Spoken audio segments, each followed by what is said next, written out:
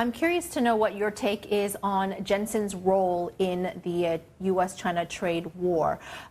He's been, thrown into the center of it, whether he likes it or not. There's this Jensanity that follows around him. That's but right. Now he, of course, is, elevated into this position where, China wants him and the U.S. wants him.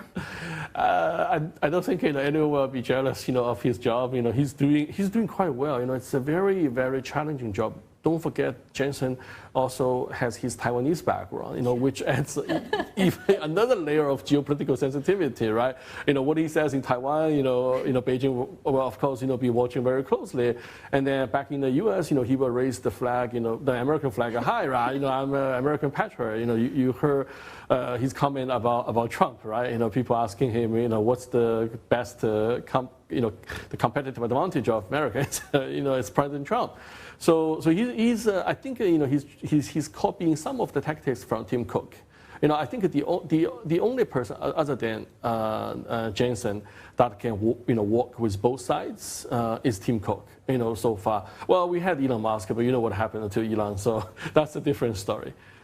Okay. Now, I want to ask about Nvidia. And earlier, we had been talking about the demand for the chips, and we saw a report that there were 300,000 chips that were ordered. Nvidia placed this order. The FT also reporting a different angle, saying that something like $1 billion worth of chips, AI chips, made it into China, and these are those that were not approved for China access. So in terms of, the market being able to access the black market chips, where does that stand? Because remember when Nvidia and President Trump went to the Middle East, there was the market talk about, well, what role will the Middle East have in kind of channeling the chips over to China? Yeah. How does that stand? You raised a very good point, because there's always some doubt about the effectiveness of export bans. I know the U.S. government wants to do the export bans, more from a national security perspective, but in today's world, everything is so well connected, this is why there are reports, suggesting, how come like Singapore, such a small nation, can acquire, such a large number of, chips, and it turned out, the Singaporean government is also pretty much aware, there's sort of a black market or gray market, and this is also, a big concern during the tariff negotiations. I think the Trump administration tried to warn, different countries, how to, fix those loopholes for exports. Personally, I'm not a big fan of export bans. I think there's always a way, as Chinese the popular saying, there's a will, there's always a way to find out a solution, which means the black market, and you push up the price. That is not going to help the overall industry innovation and developments. Now, Nvidia was not present for the World AI conference that took place in China recently, but you were there. And I want to know about kind of what were the key takeaways. We had Premier Li Qiang making a keynote address talking about this AI platform that he wants to create, an international one. What was the key message for you?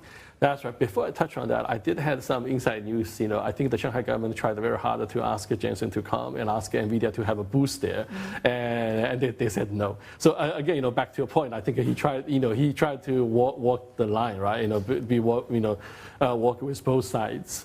On Li Qiang's announcement to create a kind of like a new international organization, headquartered in Shanghai.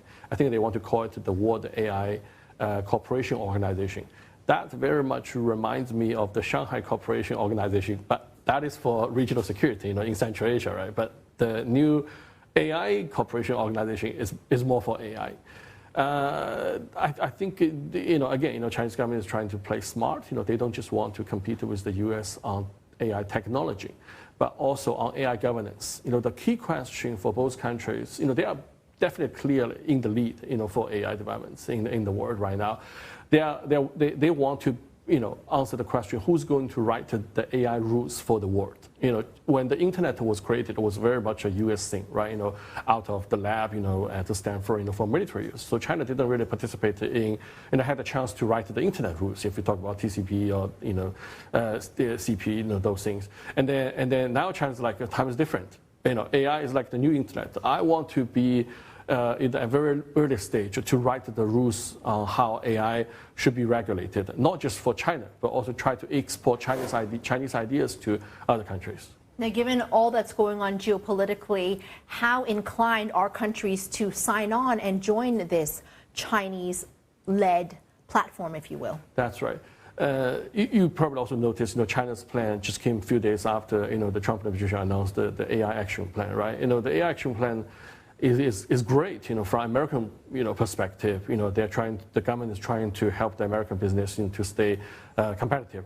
Nothing wrong about that. But outside America, there are a lot of mixed feeling, from other countries, especially for global South. The U.S. AI action plan didn't really mention that part, and the global South countries will now more look on China like, please help us. We don't want to be left out in the AI race. So I think the China's plan will appeal, to those global South countries. Particularly, China already has a lot of, Belt and Road, member nations as their allies. So you see the two camps are being formed. Of course, we don't have time to talk about EU. That's a totally different situation. Very pro-regulation. So I think that there's also a sense during WAIC in Shanghai that the European countries are very busy with regulation, while the Chinese are like all innovation. Now, also, we're seeing this divergence in being open source and closed source. You formerly spent some time at Facebook, and Mark Zuckerberg just issuing his manifesto, saying that now he wants to be careful about what is chosen to be open source. Now, this comes just a year ago when he pledged to make AI open source. Why the change of heart? I believe Llama will definitely remain as an open source AI technology for everyone to adopt.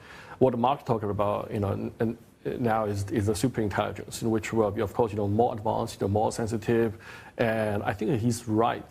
Given that level of technologies, you probably want to set the bar a little bit higher, to prevent, for example, terrorist organizations, right, or other countries, using it for military, against the U.S. interest. I think this is where he comes from.